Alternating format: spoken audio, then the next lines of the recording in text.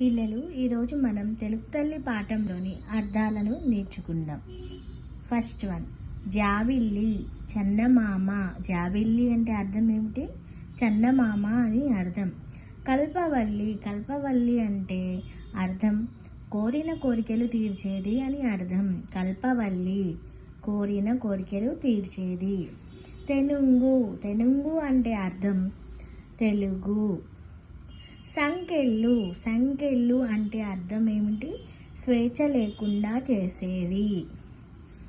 చంద్రశాల, చంద్రశాల అంటే అర్థం ఏంటి? చెలువరాతి మేడ అని అర్థం. కనవోయి, కనవోయి అంటే అర్థం ఏమిటండి?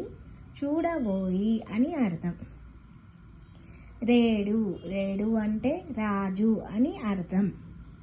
అనుంగు, అనుంగు అంటే ప్రియమైన లేదా ఇష్టమైన అని రెండు అర్థాలు వస్తాయి.